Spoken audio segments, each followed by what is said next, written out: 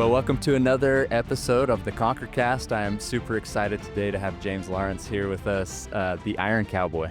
I've watched, followed, got to know you a couple years ago when you came up to Mountain Ops and you spoke at I think it was a first of the year kickoff for us. Shared your story. Since then, I can't remember. Had you done the 101 at that point, or was it the 50-50-50? I think it was just the 50?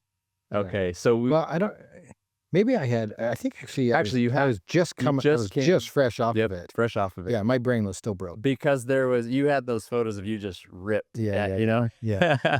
Yeah. It's funny because I'd eat 12,000 calories during that journey a day, and I got down to 6.5% body fat. Yeah. So Amazing. Yeah. I can't believe it. I mean, obviously you learn from one experience to the next, and from your 50 to what you did there, it was obvious that you had applied some things that you learned along the way from the 50, especially to, eat that many calories, but maintain and build and get to that body weight percentage. And yeah, in these big endurance challenges, you can easily wither away. I think it turns into how much food can you consume in contest. Didn't you say you were like eating stacks of pancakes in the shower? Oh, for sure. I was eating pancakes in the shower, breakfast burritos on the bike, endless crumble cookies and Costco muffins. Just, you become so metabolically efficient that you can turn anything into fuel. So there was nothing off the table. That's amazing. Yeah. Well, I'm just super impressed because our mantra here at Mountain Ops is about conquering. And so I love that there was that commonality, and it was called the Conquer 100. The Conquer 100, Yeah.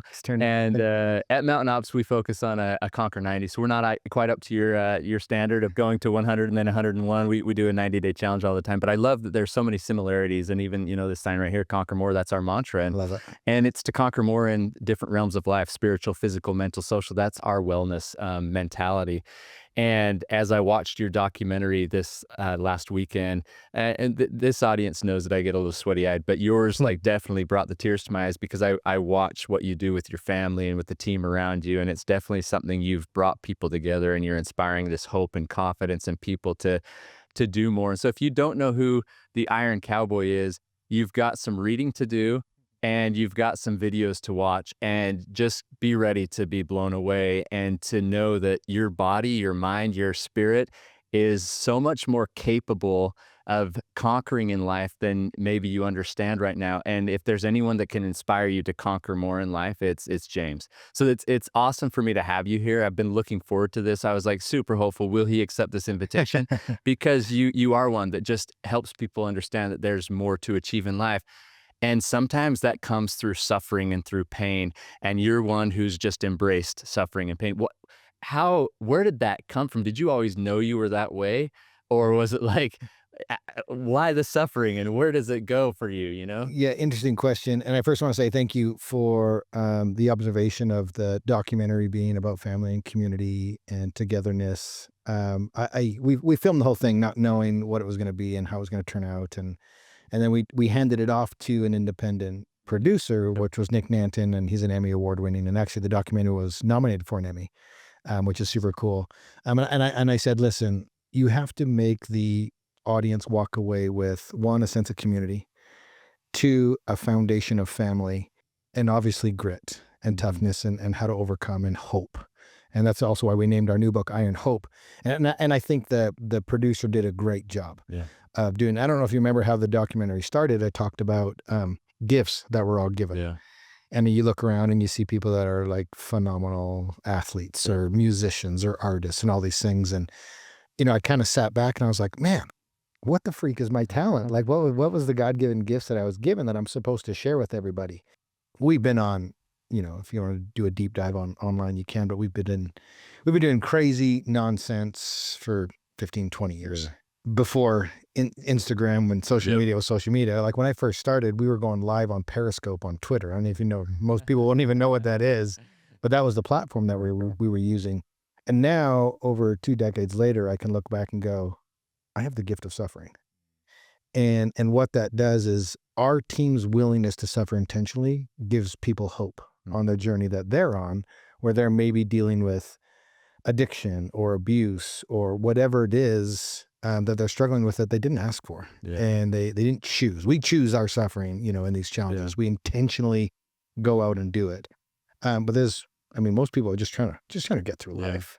And as I've traveled around the world, I've simply recognized that people have lost hope. Yeah. They've lost hope. They don't know what to do. They've lost purpose. They don't know why they're showing up. And they'll watch our story, watch our documentary, or read the book, and just be like, okay, if he can do that, if that family can do that, then I can show up one more day. Mm. And so that's the whole premise. And so now I get to turn that suffering into a message of hope. That's incredible. Yeah. Didn't it kind of start? I mean, you're from Canada, Yeah. Aaron, Calgary. There was like a challenge, a Ferris wheel Yeah. deal, and it was that kind of one of those moments where you're like, I am able to push myself past something, and there's reward for doing so. Yeah. So I get this question a lot. Like, where does your mental toughness stem from, or where does that grittiness come from? Are you born with it, or is it learned? Yeah. And I think we're all born with a different baseline Yeah. from each other. And then it's up to us to develop that, right? Yep. Because you could be the most mentally tough person on the planet and not develop it, and you're a marshmallow. And so for me, I grew up in athletics. I had 3 sisters, no brothers, and my parents were not into sports. And so I was really raised by my coaches and my teammates, and whatever season it was, I played that sport. And so eventually by the time I got into high school, I specialized in wrestling. Wrestlers are tough, man. Yeah. And I'm not saying I'm tough, but I'm saying I learned a lot mentally by going through that grind and showing up and surviving practices and making it through the meets and going through the ranks. And there's something unique about combat. Yeah. And there's nowhere to run, nowhere to hide. Yeah. When you're out on the mat or in the ring, I mean, I did a boxing fight a couple years ago. It's totally crazy. But like when you're in the ring or on the mat, it's you against the other person. Yeah. And when you lose, if you lose, like it's a full accountability. He was better than me, and how can I be better? How can I become more? Yeah. And then if you win, you get all the credit too. Yeah. You know, obviously there's a team and a coach and everything, but once you're out on the mat, it becomes you. And so I attribute a lot of my beginning stages, probably way back, was when I was delivering newspapers in the freezing cold weather of Canada at age 12. I'd get up at 4:30 every morning for 5 years. And I know it was 5 years because the Calgary Herald was the newspaper, and they said, anybody that makes it 5 years will get a gold watch. No way. And I was like, I'm 12. I want a freaking gold watch. And I was super disappointed because when I got it, I realized it was gold plated.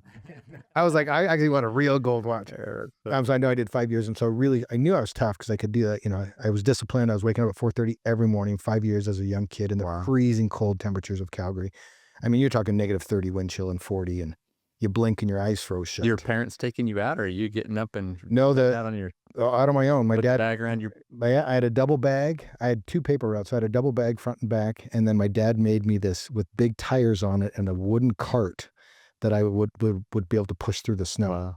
And so I would get up every day and do 2 or 3 paper routes and take a couple hours, and then I go to school, and then I'd do school, and then I'd go do my athletics and fitness, and then I'd get home at night and hit the pill It's and been a routine for rinse and repeat. Yeah, a long time. ingrained in you. Yeah. And then so then the Calgary Stampede, I grew up going to the Calgary Stampede, one of the largest rodeos in the world. It's 10 days long. City shuts down. Huge party. It's rides, it's food, it's concerts, it's chuck wagon races. Yeah. And I got to go to the Calgary Stampede every single year. I didn't realize how big it was until I left, and everyone's like, oh my gosh, you're from Calgary? Go to the Calgary Stampede? I'm like, yeah. And anyways, I'm in my early 20s. I'm trying to figure out life, right? Like any 20-year-old. What am I going to do? Who am I going to be? And there was this contest to see who could ride the giant Ferris wheel for the entire 10 days of the Stampede. And I was like, man, I can do that. I grew up a wrestler. I'm mentally tough. And that was, to answer your question, that was the first time, like really looking back on my journey to where I recognized, man, I could just endure boredom or nothingness or just being comfortable with my thoughts. And, I was about halfway through that contest, and I'm watching people quit, intentionally get off. And I'm like, guys, that's $10,000 at the end of this thing. And I was watching people quit. Now, years later, reflecting on it, they just weren't comfortable having the conversation with themselves. Wow. Themselves. They haven't either forgiven themselves for the past, or they don't know how to dream. Because they're sitting in that. The purpose of that contest was absolute boredom. You couldn't do anything on the ride. You couldn't take a book on there with you. This was pre-cell phones. Literally, you couldn't do anything. It was just sitting there all day long with your thoughts. Do you remember your thoughts during that time? Oh, dude, it's amazing because even now with long bike rides and swim session training that we do, like you're alone in your thoughts. And I think that's why I'm able to do these big challenges, because I am totally comfortable with just being with me. That's awesome. Man, I think that's one of the challenges or gifts that people need to get to in their lives, is to be comfortable with you. You. Love yourself, accept yourself, approve of yourself. At the end of the day, nobody talks to you at the volume and amount that you talk to yourself. Mm. Nobody. There's nobody in your life that you spend as much time with than yourself. Yeah. Even if you try, go out of your way to be distracted, there's enough time that you're by yourself. Mm. And here's what's interesting. You wouldn't be friends with someone that talks to you the way that you talk to yourself. And so why do we tolerate that? And so the goal in life is to truly be 100% okay with you at all times. Because it doesn't matter if anybody believes in you if you don't believe in yourself and have that comfort level. It does not matter. I could have an army of people that believed in me. Yeah. But if it doesn't start with you, the individual, you're never going to accomplish anything. Something's clicking in me right now that I haven't really even thought of. In fact, this morning I wrote a post and it was about success. And it was a John Maxwell quote that the true success is knowing that those who know you best love you most. And I've always looked at, okay, who around me knows me best and loves me most? And obviously God, I think of, he knows me most and loves me best, but I've never really internalized it as, what about myself? Yeah. I know me better than those around me. God knows me better than I know myself, but what about me? Well, and how can somebody possibly have an opinion about you not knowing really who you are? That's why I find social media such a dumpster fire in terms of anybody that comments on anything that I do. And I can't remember who said it. Was the guy that does Spider-Man.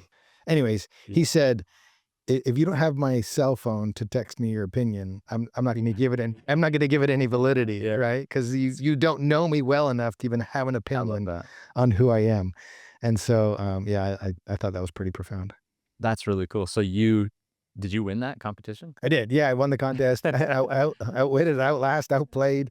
And that it was actually interesting because, life is fascinating. Sometimes we do stupid things and we don't know why we do them, or we do something that we don't want to do, or we make this choice over another one.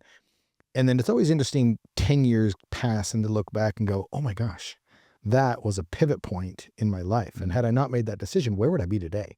And that Ferris wheel experience, those 10 days, or the 10th day, changed my life.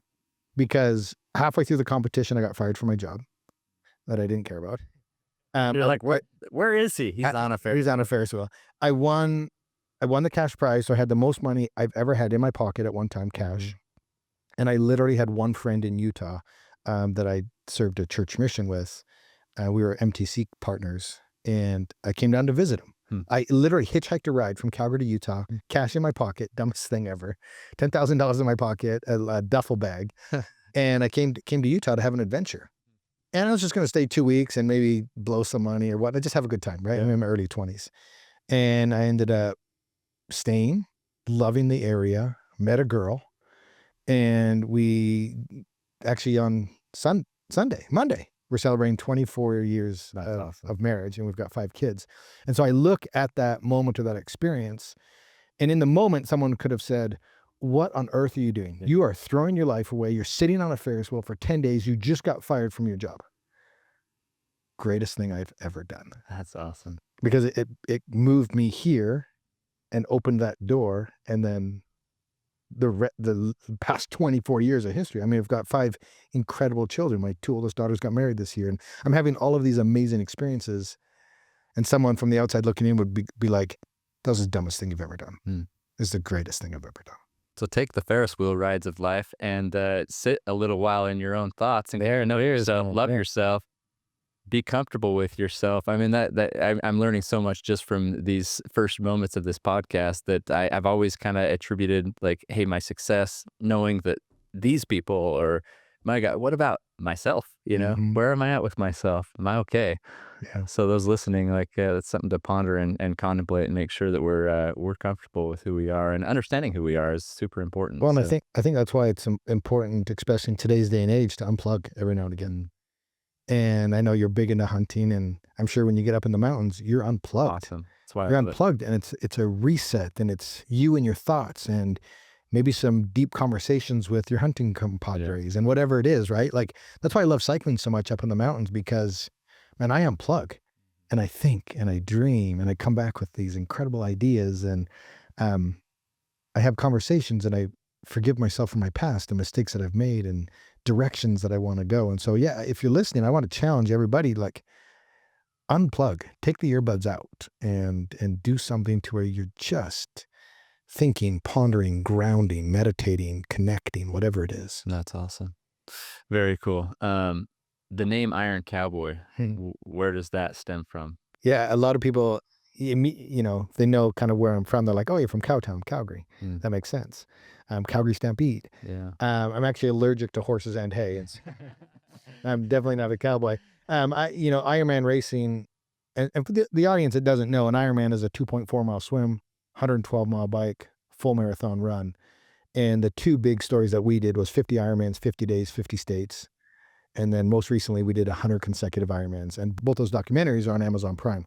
Now, Ironman racing is the least friendly spectator sport on the planet. It would be equivalent to watching somebody track an elk. Yeah. It's not really Yeah. exciting until the moment, right? Yep. The finish line Yep. or that. And my kids were little when I started racing, and they would want to support dad. And they would make these signs, and they'd come to the races. And dude, we all looked the same out there. Yeah. And 8 out of 10 times I missed them. And they'd be disappointed, and I would got tears, and they wanted to see dad, and I wanted to connect with them and get that energy bump. And so I started to wear, I've got 4 girls. And I said, hey, why don't you guys pick out a cowboy hat for me? Huh. And then I started to wear the cowboy hat during the marathon, and they could see me coming Yeah. from a quarter mile away. Exactly. And then they'd be like, Dad's coming, Dad's coming. And then they'd get out on the street with the sign, and then I wouldn't miss them. And then really the public just started to call me the Iron Cowboy, and it stuck, and we've turned it into a brand. And so it's been interesting to watch that brand evolve, because I'm not a cowboy, but we're now stuck with it. And now the term Iron Cowboy, to me, it's not me. It stands for something. It's like your brand, right? Yeah. Your brand stands for something. It's not just mountain ops. It's Yep. what mountain ops means. And the same thing with Iron Cowboy. It means togetherness and doing great things together and following through with what you do, and community and family and grit and toughness, all these things. I keep hearing a common thread from the beginning of this, and then you talked about your gift of being able to suffer, but you said our team had this gift, and you put that as a team to use to help inspire hope. And then you're talking about your wife and your kids, and something that you said in this documentary. If I can find it really quick, nothing great is ever accomplished on our own. Yeah.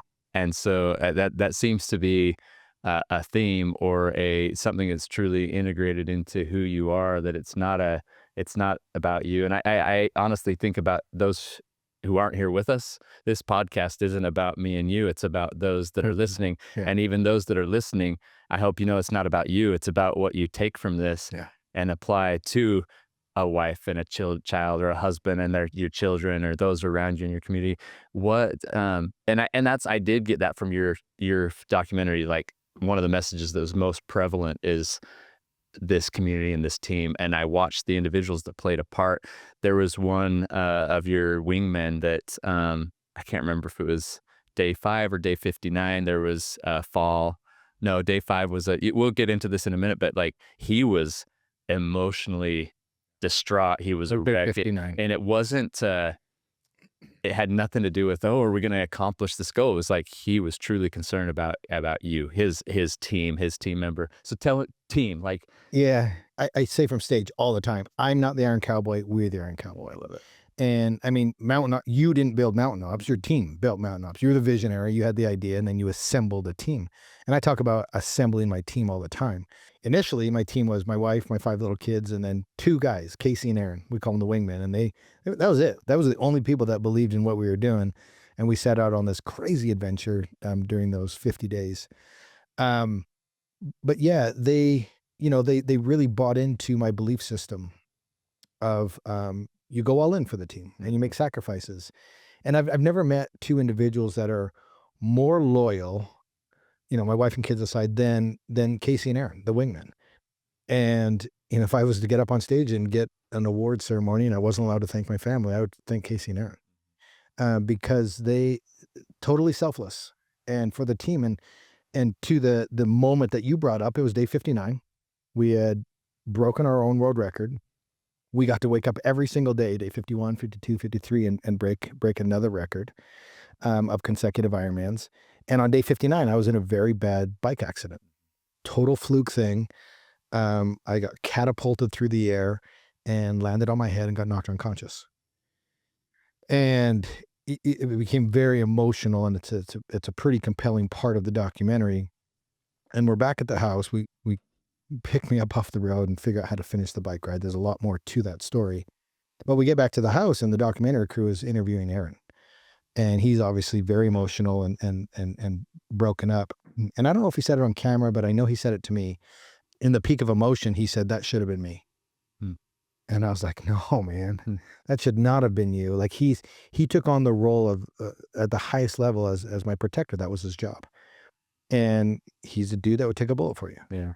And man, when you're putting and assembling a team around you, like you try to find those people. They're rare, but when you find them, treat them like gold and never let them go. And when he said, "That should have been me," that's all I need to know about Aaron. And I said, "No, man, that wasn't your job. Yeah. You didn't let me down, and I know who you are." And but just that level of commitment to the team is remarkable to me.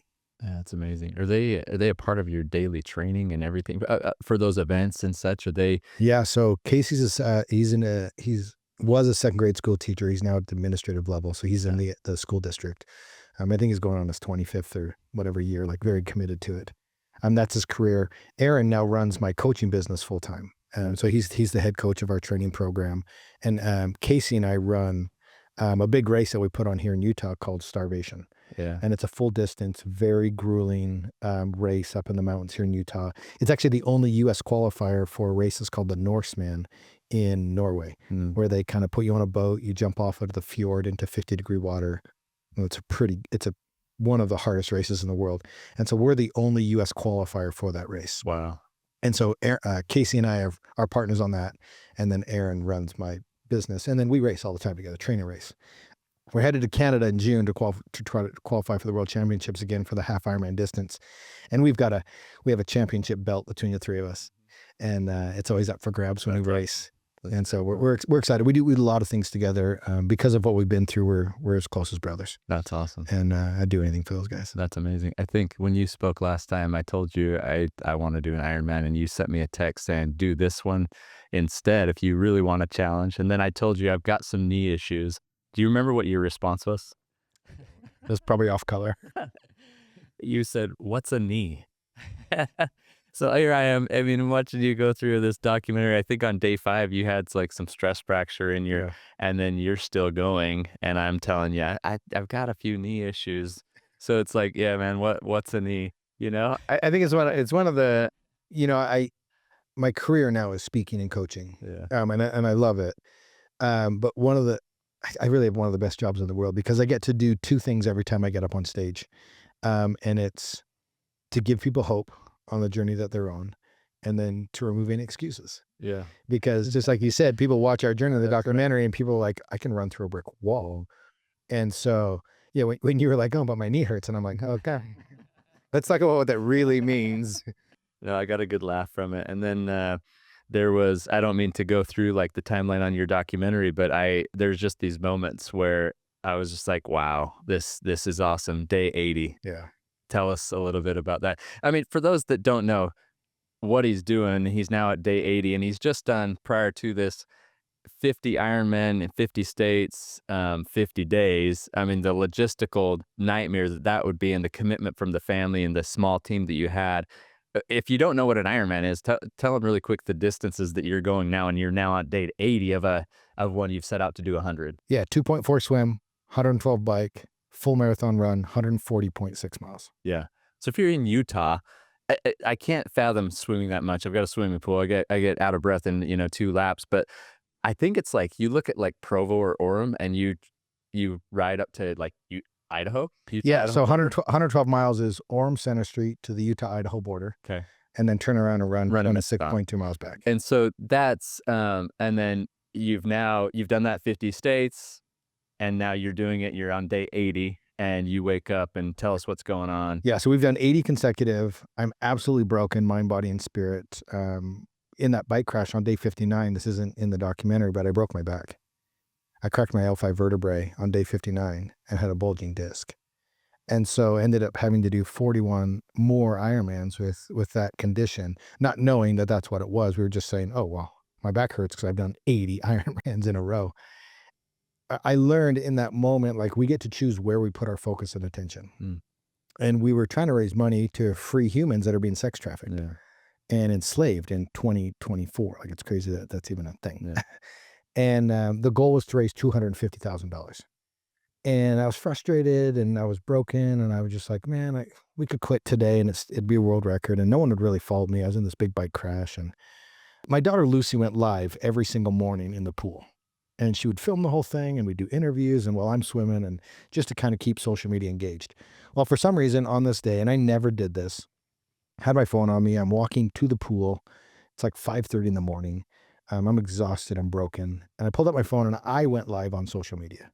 And I was going to push the live button and I was going to be super positive and I was going to be upbeat. I was going to be motivational. I was going to try to inspire people. And as soon as I went live, like I was so overwhelmed with emotion and the feeling and the enormity of what was happening. I just uttered the words, I'm going to try. Yeah. I'm going to try today. And that moment became so big on that journey. And a lot of people gravitated to it because that's what they're struggling with is just they're overwhelmed in their lives and they've got this anxiety and depression and addiction or whatever it is. And that concept of, okay, I'm not gonna win the battle today, but I have to show up and all I can do is try. Mm. And whatever that means on that given day it's good enough. Right. To me, it's like, you just can't retreat. Yeah. And so that message went out and it kind of like pole vaulted us into those last 20 days to get us through. And it's interesting because I look at that day and by day 80, we hadn't raised the 250,000. Okay. And to today, we've raised over $1 million. Wow. And so the question quickly becomes, if you quit today, who are you missing an opportunity to impact? Yeah. And what legacy are you no longer leaving because you quit? And if you quit on yourself, you're not just quitting on you, you're quitting on anybody that's watching or participating. And even if you think nobody it cares about you, or somebody does. Somebody does, and you're letting that person down as well. Yeah. And so that moment became incredibly pivotal for us. I still get messages today where people are like, I'm going to try today. Yeah. That's all I could do. Yeah. And so it became this like warrior cry. I think that happens in so many of our lives for the various reasons that you mentioned, right? And that it's just a need to get up and try. And somebody sometimes just needs to help us understand that that's all it takes at times, or that's all we can give at times, and then more can come from that. But that was definitely a moment where I was kind of waiting, like, because you kind of were a little slow to get to that. I was like, okay, what's he gonna share? What's he gonna share? And it's like, I'm just gonna try today. It's like a powerful moment. Well, and it was interesting too because no words are ever spoken in the water because we're swimming, and then there was always a nice big community that came out with us. And that video went live, and then I swam for an hour and 15 minutes. And so a lot of people saw it before I got out of the water. And there was some regulars that came, and they would come on different days. On that day, everybody showed up. Mm. And it was the most spiritual bike ride we'd experienced to that date. And nobody said anything. Mm. And it was just looks, head nods, appreciation, recognition, recognizing what the moment was. And it was just this like peloton going down the road of almost like it was almost like a reset. Yeah. And it was them letting me know on that day, we've got you. Yeah. Nothing needs to be said, and we've got you. And that, to me, that was the best example of what a team does. Yeah. On that day when I was broken, I was defeated. I'm just trying to show up and literally attempt to start today. Mm. And my team recognized it, and then just like massive support. Wow. Yeah. Powerful. So why 100? I mean, there was a little bit of controversy in the 50-50-50. Was it like, okay, I'll double this then? To go all the way back at where it started. So we broke the world record for the most half Ironmans in a year. And then we broke the world record for the most full Ironmans in a year. It was 30 Ironmans to 11 countries. And then right near the end of that 30, and this is true in life, right? Like if you're showing up on your journey and trying to become the best version of yourself, you're going to continually evolve and adapt, and more becomes possible. My belief system is always changing as to what's possible. A lot of people don't know, but this journey started with a 4-mile fun run that I struggled through. Mm. And one of my topics I love to teach is you can't go from 0 to 100. There's a ton of steps in between that you have to do to where you can wake up one day and 100 is actually believable and possible. And so there is a kind of a pioneer in this sport. I mean, the OG is going to be Terry Fox. I don't know if you know Terry Fox's story. Oh, dude, it's a 30 for 30 on ESPN. You got to go watch it. Okay. You'll cry the whole way through. Okay. I won't even tell you what it's about. He's an OG of doing this kind of thing. And then the newer OG was a guy named Dean Karnazes. He's an ultra marathon guy. Ever heard of him at all? Mm-mm. So back in the early 2000s, he did 50 marathons in 50 days in 50 states. Okay. And I saw him on Good Morning America, and he'd written this book, and he was getting all this notoriety, and he was, doing some presentations on stage, and I'm like, man, that'd be really cool. He's inspiring a lot of people. And after he broke the 2 world records, I got to that mountaintop after the second one, and I was like, oh, I can see a new mountain to climb that I couldn't see before. And it became possible. We made the announcement that we were going to do the 50. Because I was modeling after him. I was like, man, if he built a career off of marathons in 50 states, 50 days, what would happen if we pulled it off with an Ironman? Yeah. And then we did that. And if you watch the first documentary, there was some controversy, and there was a bike crash and a hurricane that pushed us indoors that people deemed the project a failure. And we continued to press on because we were raising money for the childhood obesity epidemic. And then we accomplished that, got into coaching and speaking, and my life changed. And then when the pandemic hit, everybody's life changed, and everybody handled it, and it was impacted in a different way. And like a lot of people, their jobs stopped, and mine did. Speaking, public event; racing, public event; coaching people to do public events, and all public events off the table. Yeah, wow. And so one of the things I wanted to find out during the 50 was what's human potential? How many consecutive Ironmans can I do? And I didn't get to find that out because immediately we were so exhausted. We were averaging less than 4 hours of sleep a night. I mean, we had to start in Hawaii, fly to Alaska, do an Ironman Alaska, fly to Washington, pile into a motorhome. The West is massive. And so we were so fatigued 5 days into this thing. So survived the 50. And then the pandemic hits, calendars wiped clean. And I was like, this is an opportunity. I don't got anything going on. Mm-hmm. And I've always wanted to redo the 50, but never the logistics. Yeah. And so the concept was, if I could remove chaos, remove confusion, put system and team in place, could we double what everybody said was impossible? Could we defy logic? Right. And that was the premise behind it. And, I was thinking initially, I was like, okay, 75. And then I just kept stewing over it. And I kept getting the impression that like 75 doesn't scare me. Huh. And so I pushed it to 100, and I was like, okay, that's doubling the most I've ever done. That has me terrified. Huh. And so I'm like, that's got to be the right number. And then, as you'll see in the new documentary, we run into injuries and physical problems really fast. And it's because I was 6 years removed from peak condition of the 50 because I was focused on my career. And I literally got ready for the Conquer 100 in 4 months. Wow. And as you know, as an athlete and a hunter, and you have to have a big base. And if you don't, if you crank your mileage up really high, really quick, you're going to get injured. And that's exactly what happened. By day 5, I had massive ankle problem, blew up into my shins. I developed stress fractures, both legs. And I'm staring down the barrel of 95 more to go. Wow. And now what do you do? Were you anticipating some of that because you knew, hey, this is a tight timeline, or was it? No, I mean, naivety is good, and it's also bad sometimes. We never do things if we knew what they were going to be like. But sometimes it's good not knowing what they're going to be like, so you do them. Right. And this one was a case of based off my experience with the 50, I got stronger throughout that. And so I was like, okay, I only have 4 months to get ready for this, but I'm going to use the first 7 weeks, the first 50 days to continue my training and ramp that volume back up. Well, unfortunately, it was too much volume too quick and it got hurt. So I didn't, my game plan was train for 4 months, use the first 50 days to really gain momentum and build that base, and then start to push the back half and throw down some times. Yeah. And it obviously didn't work out that way. Dang. I listen to all this and I think, especially when I hear the 50-50 and you're traveling around with your family too. Yeah.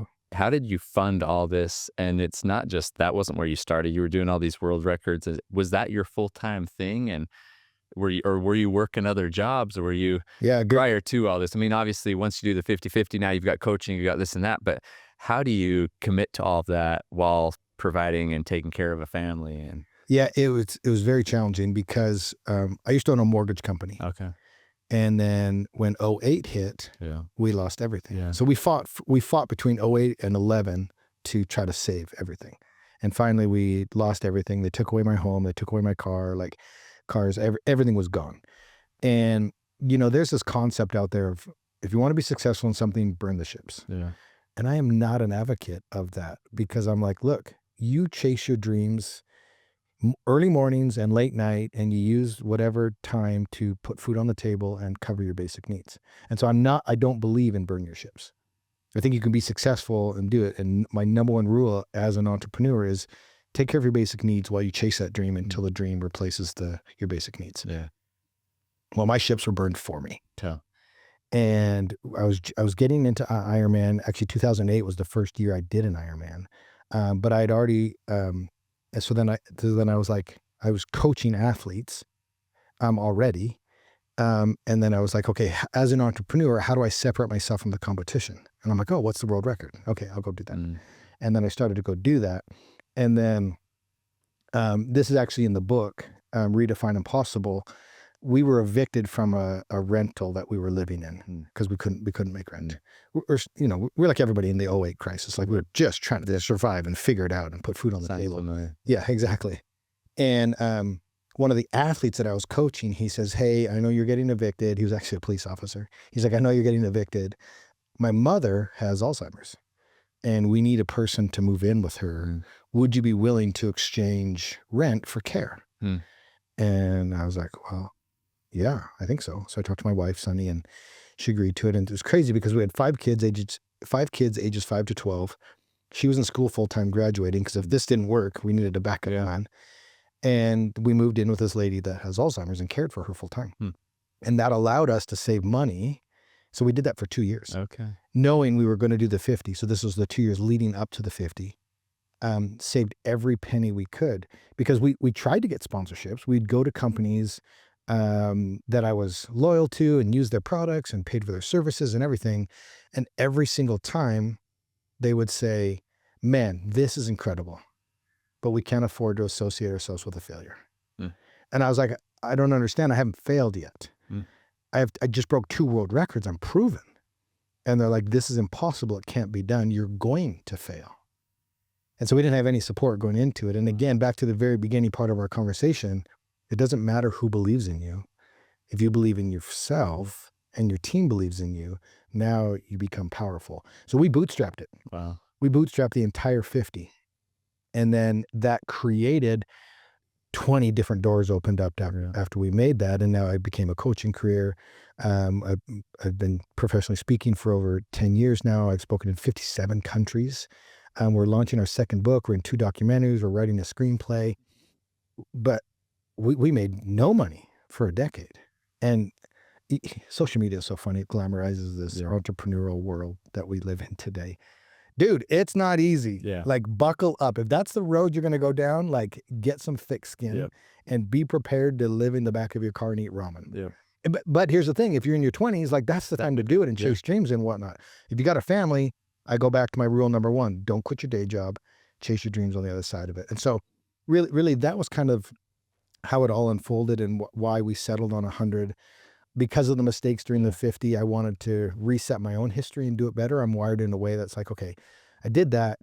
Like, I look at the 50 and the 100 both as failures. Hmm. because I didn't execute them to the level that I wanted to.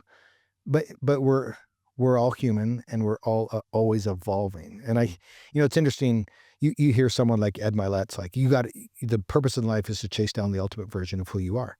And I agree with him, but I had to sit down for a second and finally came to the reckoning or the realization I'm never going to catch him. Because as I change and evolve, so does the avatar of the ultimate version of myself. And so I believe that the purpose in life is the pursuit of the ultimate version of yourself. And I want to get to the finish line going, son of a bitch, I almost had you. I almost had you, but you just kept like nudging away from me because my belief system kept changing and you kept evolving. But good game. Yeah, And thank you for pushing me. Like that's what I want to happen when I get to the end. that's so Just that cool. knowledge that I left everything on the table. I continued to climb mountains. More mountains came into view, and I didn't stop, and I continued to go up. And to be honest with you, I don't think the goal in life is to climb mountains. I think the goal in life is to bring as many people with you Okay. up the mountain. Let's talk about that. I love that because through the documentary, we read your book as a team here for our book club, and then you came and spoke to us, and I actually asked your daughter Lucy to speak with you because it's awesome to watch you. It's awesome to see you, but you also the people fall in love with your wife and your children Yeah. and the support they give and them as these characters in their own life, and so bringing people with you, you're bringing them, they're bringing you. It's kind of this, we're all lifting each other as we go, right? What's this whole process done for your children? Hmm. And how has this process strengthened the relationship you have with them and with your wife? Yeah, we become obviously a very tight family unit, and I I'm very involved with my kids. My kids now age range from 22 to 15, and so I've got two that got married this year, which is so fun. I've got a third daughter who's going on a church mission, and then I've got two left at home. And it is, I think, one of the greatest gifts that we gave our kids, not knowing we were giving it to them at the time, was a front row seat to chaos, Yeah. confusion, suffering, victory, teamwork, connection, love, compassion, empathy. Not through teaching, just with words, but by just leading the way by example and going on these adventures. It was so funny to me. People during the 50 were like, "This is child abuse, and you're taking your kids across the country." And I'm like, Oh my gosh. "You have no idea. These kids, one, are having a blast, and two, now that we're into teenage and young adult phase of life, it's pretty obvious to contrast where my kids are at and where a lot of their peers are at. And I'm not bragging on them because they're my kids. Like it's black and white looking at society today. Like the current standard of excellence in today's society is showing up. Yeah. I was blown away. My daughter was managing lifeguards at a pool, and one of the lifeguards didn't show up one day, and I was like, "Oh, that's too bad. That kid lost his job today." And she's like, "No, there's a 3-strike, no call, no show policy Wow. because it's so hard to get kids to show up at the job. Wow. You're allowed to not show up 3 times." Wow. Do you remember back in the day, if you had a job and you didn't call or show up, Oh, you even thought about not showing up, you were fired? you shouldn't show up the next time. Yeah, you don't even think about it. Don't even go up it. the next time because you're guaranteed you lost your job. And so the current standard in today's landscape is if you show up, you're above the standard, Wow. which is mind-blowing to me. And so I think the greatest gift that my kids have gotten was to be able to watch Sunny support me during this thing and for me to support her, and my kids play pivotal roles in it. Lucy, my oldest, runs my whole business now, and she works full-time with me, and it's just so fun to just see what they've learned. My kids graduate high school. Nobody told them to do this. They've all graduated high school with an associate's degree. Lucy got a bachelor's degree in 1 year out of high school. Like they're just really driven, and they understand the concepts of, man, if I sacrifice this today, this is the benefit that'll come from it. And they watched Sunny and I literally lose everything, sacrifice, build, show up, and then the benefits that came from it. And so it's just really been, it's really been great to watch our kids grow, and they still struggle and they still have conversations, and we're still actively parenting them. But man, I've got 5 great kids. Yeah, I can see it on social. Social is what it is, but I can see it and just in life. And then watching the documentary as well, it's like, man, there is so much good that you guys are teaching your children. Again, even the love and support that you and Sunny have for each other, and you have to have that, or else I don't think you could accomplish what you've done. Yeah, Uh, and I love the concept of children are products of our environments. If you want great kids, you can't tell them to be great. You have to show them what that looks like. You have to show them what showing up looks like. We have none of my kids, like, one of the bigger questions I always get is, "Man, is there any of your kids do these Ironmans and are they big into fitness?" And I'm like, "No, they have their different own unique passions and pursuits." yeah. But we have a gym set up at our house, and my kids all participate in it on their own time whenever they want. We never told them they have to work out, but they watch mom and dad every single day without Oh, question, wake up, go through our routine, do what needs to be done, because it's not about that we love fitness. It's that we understand that if we want to be around for a long time and have a long, sustainable quality of life, that's part of it. part of it. Yeah. That's part of it. It's part of the routine that we do, whether we like it or not. Yeah. If we want to live a long time and be active with my grandkids and all that, that's one of the things I got to do. I got to eat healthy. I got to stay active. I got to lift weights. I got to do all these things. And so, man, I get so excited when I wake up and my kid beat me into the gym. Yeah. Or I come home, like last night, I was like getting ready for bed and I look outside and the lights are on in the gym and it was my son Outdoor. cranking out a weight set. I mean, he's 15 years old. Yeah. And so it's just those little things that you don't teach your kid that. You lead by example. Yeah. And you show them. And then because they're kids, man, you may not think your kid's watching you. They're watching you They're all watching. the time. They're always listening. And you may think your kid doesn't like you. They want to be you. They're trying to emulate you. And so, man, it is so important what you say, how you act, how you treat them, how you treat your spouse, because they're always watching. I love that. Thanks. I think, I mean, we all need to hear that and be reminded of that because those are the relationships that matter most in life, and they need to be treated as such. So, okay, so you complete the 100, you come into a stadium full of people. Yeah, it was amazing. Your family's there. There's emotion. There's all this. Like, what's that feeling like? I mean, because the distance that I've gone is a Moab marathon. That's all I've ever done as far as I read that. I read that in your book. No, thanks for reading it. Yeah, and it was I know your coach. and it was quite the process. It was both physical, emotional, spiritual, right? But I had this image of what I wanted to feel and see at the end, and it was those people I love most, my wife and children. But what does that feel like? You've done what you set out to do, and there's all these people there to celebrate it with you. Yeah, it was amazing. My whole family was there. You know, we had a thing where people could come and swim, bike, and run with us every single day. And on that 100th day, it was so nerve-wracking because we had hundreds of cyclists It looked with us. dangerous. It was so dangerous. It was my biggest fear to crash on day 100. Hundreds of cyclists, and we were moving like we're flying on this day. I was laying it all on the line. I was like, we're going fast today.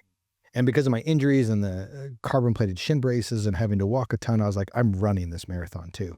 And so it's just super crowded on the trail, and we're trying to run, and it's chaos, and the documentary crew and everybody's filming.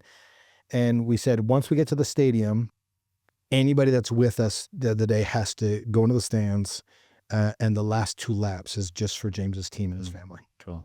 If I'm remembering right, we did 2 laps. It may have been 4. And the very last lap was just me and the 2 wingmen. And it was such a cool experience to do that, and the stadium's going nuts, and then to cross that finish line and have your family be there was just incredible. And the emotion was joy and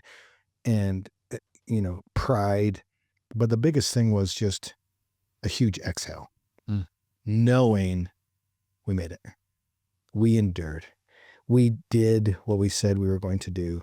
We showed up, we didn't make excuses, and we conquered. And for me, just that feeling made every step, every pain, every tear worth it. Yeah. Because I know, based off the 50, the ripple effect and what happens next. The opportunity that we now get to go and teach and share the journey and the impact that has on people's lives. Because that's the whole point of why we do what we do, is to give people the courage and for the others to, because, man, trust me, I've been around the world. Everybody's struggling. Yeah. And we don't recognize it because everybody puts on this happy face and we're posting our best moments on social media. But dude, we're all going through it. Yeah. Even the most successful people that you think are just thriving, dude, they're battling their inner conversation every single day. Waking up for some of the most successful people is hard. Hmm. Everybody's normal. Everybody's human. We all struggle. That was for me like, okay, we did it. We did it, and now we have an opportunity to go impact as many people as we can.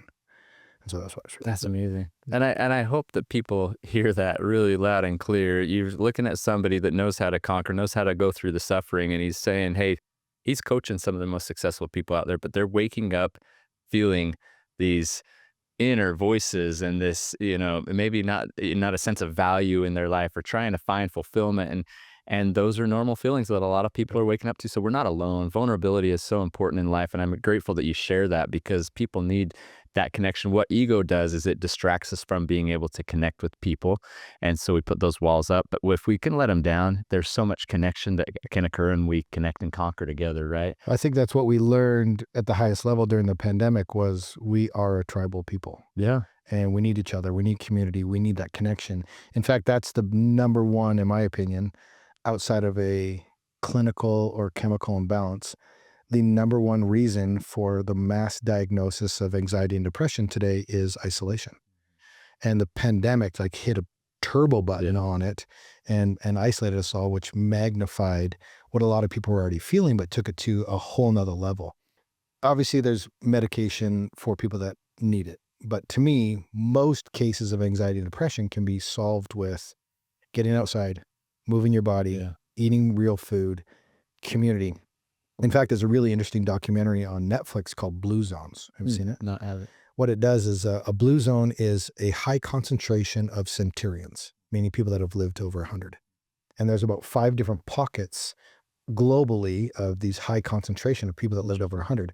And so they did a study as what was the common things that made these blue zones. And so first thing was like, okay, it's got to be something they're eating. Well, what one tribe was eating or what one community was eating was different than the other ones. And so yes, they all had something that was unique to their environment, but it wasn't the one thing that contributed to it. And then after it was all said and done, it's still going to be an interesting watch, even though I disclose this. It was moving your body, staying active into your older age, serving people, and having a sense of community. Wow, I love that. And those were the 3 real common things that contributed to all of these different blue zones in very different parts of the world, Wow. was those concepts. That makes so much And sense. to me, I'm just like, that is so powerful and profound, and there's a lot to be learned from that, that we can cure. If these people are living to 100, and we're talking a good quality of life into their hundreds, Yeah. if those are truths, then man, we can all learn a lot from Yeah. them to cure ourselves from That's awesome. that. Wow, I gotta go watch that. That's really cool. It's really cool.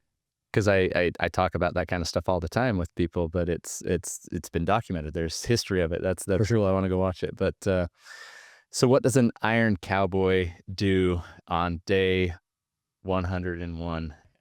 You know the answer. You know the answer. I absolutely love, and it just inspires me so much. It's like, okay, you set this out there. You're gonna do 100, you accomplish it. And then in the quiet of in your own way with your own team, you wake up and what happens on 101? We do one more. They do one more. And it's interesting because I've I've been on a lot of stages, and I had my presentation before I did the 100, and then had to figure out how to take all the lessons from the 100 and tie it into the. I still have the same 45 minutes to an hour, and I was like, okay, how am I going to teach these different things that I want to do? And day 101 was so impactful, and there's so much meaning behind it.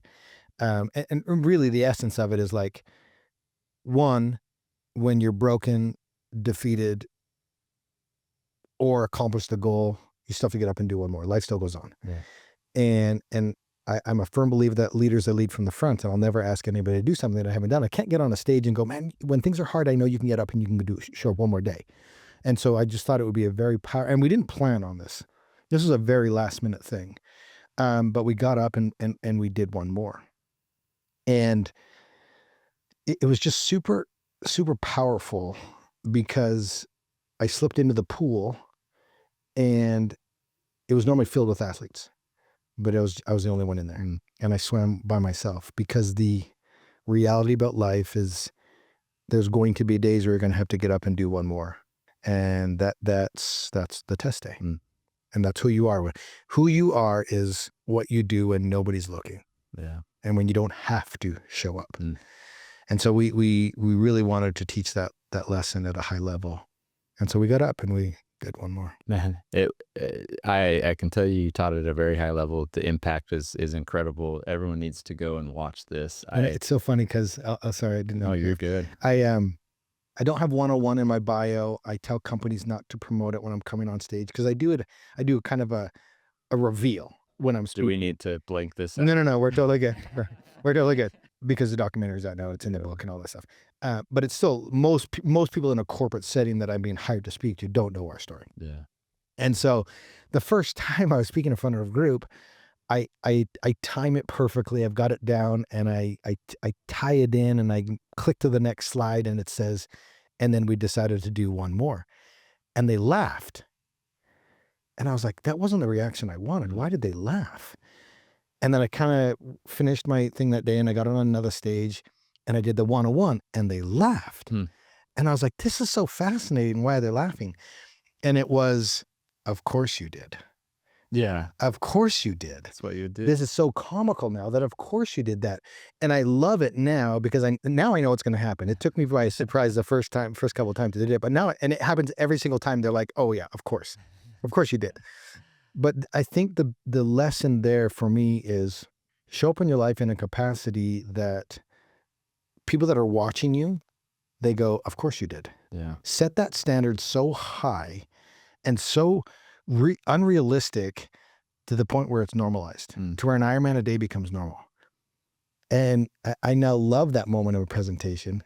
And it's a gasp laugh, right? Like they're like, okay, here we go. And I always joke and I'm like, yep, started with the Ferris wheel and here we are today. Because it's this whole journey in this story arc. But I mean, you and I were talking about speaking and how some things you think work and you don't know that they will and whatnot. So that was one of those things where I'm like, oh, this is going to get not the reaction I thought it did, but I love it now and I left it in there because it's still super impactful. But yeah, they laugh every time and it's great. So interesting. Yeah, it's really fascinating for me to. So what's next? Is there something, in fact, a good... Do you want me to die? Trevor, come on. No. Is there, like, I know you've got a book that's I've bought it on the pre-sale. It's not out yet or shipping yet, right? But I'm super excited for that. It's called Iron Hope, and definitely I can see how your story inspires hope. It did it for me. It will do it for everyone that listens and reads. Is there something else that you're like, hey, this gift of suffering needs to be, or is that under wraps right now? No, not that it's under wraps. I have a project in mind that I'd love to do. There's just it would come with a big financial commitment, and I don't know if I want to make that. So let me give you this example. I believe I could do 150 Ironmans or 200 Ironmans. I have to ask myself the question: what's the cost or sacrifice it's going to take to accomplish it, and then what's the benefit to myself, my family, or my team? Yeah. And if I can't make those things align, then really, what's the point? And I would rather put the energy and effort into impacting more people's lives with the journey that we've been on. Because at what point is it like, okay, of course you can. Yeah. Right. And I think that's where we all need to get to in life, is to where we truly believe that anything is possible. And then we just have to ask ourselves that question: is the sacrifice going to be worth it? Yeah. I know the roadmap. I have the belief system that it is possible. Like I could go to do 200. But man, it would take me 2 full years, full time, to get ready for that. The financial commitment. Yeah. And then what lesson am I really going to teach that I can't teach already? That's smart. Right. And so, and I do that with anything in life, because now, just like you, opportunities come across your desk and you have to go, okay, I can't say yes to everything. And I need to evaluate where am I going to have the most impact? And then that's the direction I go. Yeah. And so for me, what's next is launching the second book, and we wrote a screenplay. Cool. And I'd love to see this turn into a motion picture. In fact, we talked about the support team and Sonny's role and my kid's role. The script was written from Sonny's perspective. Oh, cool. And so it's our journey, but through her eyes. Wow. And so it'll be a strong female character leading role. So if anybody's listening and wants to help us get this thing across the finish line, the script is done, and we're just looking to place it. That's really cool. I talked about this with another Ironman athlete. His name's Sid Smith. I don't know if you know him. He's one of our ambassadors, but he's a double amputee and chose, later on in life because of a muscle deterioration disease to cut his legs off. And then he watched somebody else like him do an Ironman, so he set out to do it. And I podcasted with him a few weeks ago, and he had just done a bodybuilding competition. Oh, I cool. inspired by him and everything, but he's read some similar scriptures as you and I have read, and there's a story in some scriptures that talk about an iron rod. And I've always looked at Iron Man, even from a young age. I remember my brother telling me that he saw a guy once wearing an Iron Man watch. And my brother was like, "Oh, that's awesome. Do you know what that means? This is the swim, and this is the bike, and this is the run." And then that individual said, "Yes, on a physical, and I'm sure very much spiritual and emotional level too." But this guy was kind of focused on the physical, and he said, "But an Iron Man to me, I wear this to remember to hold to this iron rod, and that I need to endure that." And I think of this story in the scriptures. There's three groups of people. I like to call them the three C's. Those that commenced in the path and then they wander off. It's too tough. They don't try the next day. There's some that come and they cling to it and they're just like kind of hanging on, but they for whatever reason they just don't make it to where they want to go. They don't get to the 100. They don't do the 101. They don't. Maybe they don't have the team around them. And then there's those that continually hold fast to this iron rod, who, in my opinion, at the end of the day, this avatar we're chasing is the ultimate Iron Man that's endured life, that's endured the challenges that we all face, that's made it to this tree or this love or this moment, this place that is very much spiritual. But through it all, it's physical, and it's emotional, it's spiritual, it's social, it's bringing it all together. What has your connection from an Iron Man that I see you as like this physical individual that's able to do these things like on a spiritual level, the Iron Man that I see you are? What does that mean to you? How is that connection to a higher power met through this whole process? Yeah, for sure. And great question. My wife gets asked the question all the time, "How did you guys do that?" And without hesitation, she's like, "Well, Jesus," you know. And one of the biggest questions I get is, "Okay, is this more mental? Or is this more physical?" Yeah. And you hear Navy SEALs talk, and they're like, "Okay, when you're done, you've got 40% more," and all these things. And here's where I land on it all. It's 100% physical, and it's 100% mental. You have to have both, but neither matter if it's not underneath the umbrella of spirituality. Mm. You have to be connected to something higher, whether it's purpose or energy or whatever it is. And for me, I look back on my journey, and it's the whole parable of, man, why did you abandon me when I was walking on the sand? And I look back and I only saw one set of footprints, and it's like, well, I was carrying you. Yeah. That's why you only see one set. They're light. Yeah. And for me, I look back at these journeys, and there's moments, many of them, where I only see one set of footprints. Mm. Could not have done it. I've never prayed so much than during the 100, in those really dark moments where you feel completely alone and totally broken and injury and helpless. Yeah. And then knowing, no, this is what I'm supposed to be doing, and I don't know what tomorrow's going to look like. And I'm just praying that you'll guide and put the right people and the opportunities in front of me so that we can continue to move on. The iron rod to me is discipline and consistency. Cool. Have you ever heard the story of the marathon monks? Oh, dude, it's my favorite story. I gotta write that down. Marathon monks. I'll give you the premise of it. It's a 1,000-day challenge to where they're doing a marathon or plus every single day. And there's a mountain in Japan that the circumference of the mountain is a marathon. Mm. And for those monks that take on the challenge, and it's a very spiritual thing, they stop along the trail and they offer prayers and they do all these different types of things on this journey. It's a 3-year journey. And this is another reason why we did 101 that I don't talk a lot about. And it's going to be in another piece that we're writing. If you start this challenge and you go from day 0 to 100, you can quit anytime in between that and you're fine. If you start day 101, if you quit at any moment after that, you have to sacrifice yourself on the trail. Mm. And if you go to this mountain in Japan, there's monuments and burial sites along this trail where an individual lost the battle Wow. and took their own life on the trail Wow. as the ultimate sacrifice. And so for me, day 101 symbolizes and represents never letting go of the iron rod. Hmm. And it was the commitment to be excellent for the rest of my life. Now, I understand that perfection is not possible, Right. but it's holding to that rod and having experiences along the way to get to wherever that destination is. But that rod is that discipline, that consistency, the team, and everything that goes around it. And so for me, another huge reason why we did 101 was that it was a personal commitment to myself, to the rest of my life, Wow. to show up and execute at a really high level. That's so powerful. That's really cool. Yeah. I've got one last question for you that I typically ask as I wrap things up with people. But before that, I am seeking my next challenge. And as you read my book, I asked Truett Haynes while he was breaking a Guinness World Record on the pull-up, like, hey, what should I do next? And I hadn't done anything like Cam or you or Camera, these guys. Like I feel like I started kind of some of my physical challenges a little later in life with this knee thing I'm trying to figure out. It's a lot better now. So Good. what if you challenged me to do something right here on air? I like putting something out there because then it's like, hey, I know I need to do it for myself, but if I get challenged by someone, I always feel a little bit more motivation, hope, and inspiration. Well, you know what it's going to be. But don't have it be your race.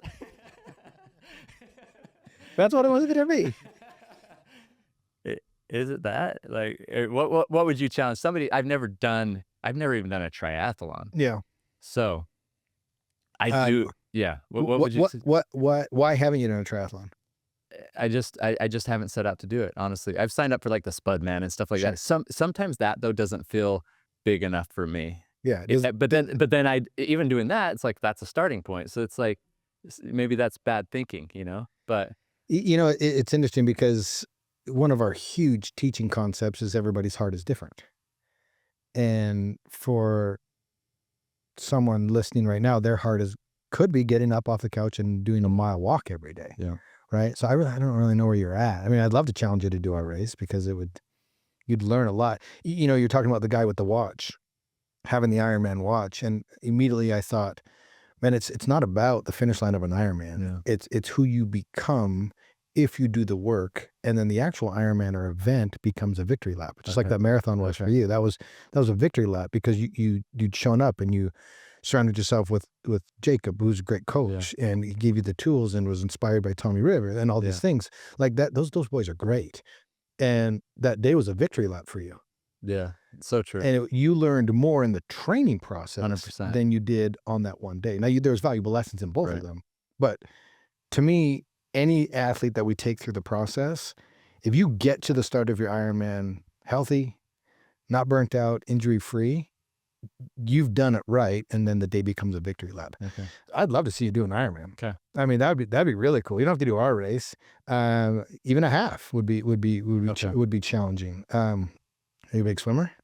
No. Yeah. That'd be the one that would. Right. That works. And that's the number one thing that I hear is people like that. I just can't swim. Yeah. Well, I have a picture that I show in my stage presentation where I'm in a pool.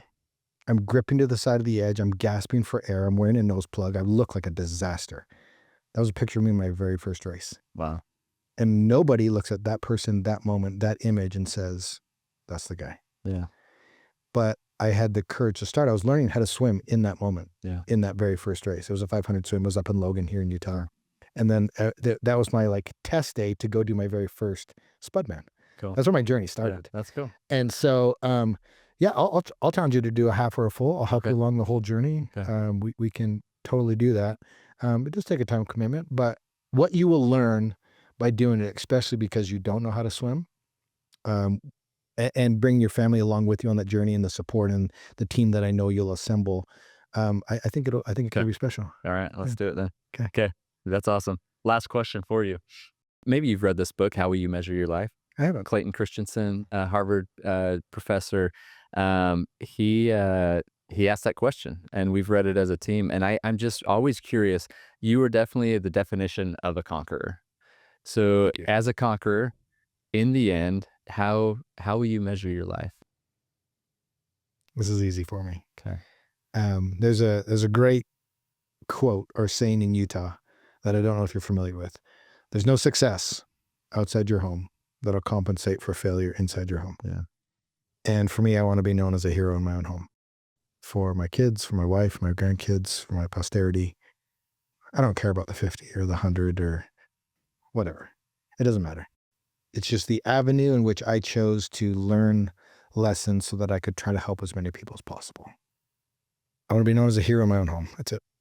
That's powerful. We'll just leave it at that. This has been incredible. Appreciate your time, your attention to this, and thank you for the example of a conqueror in my life. Those that are listening, man, we've been blessed. Let's go out and conquer more.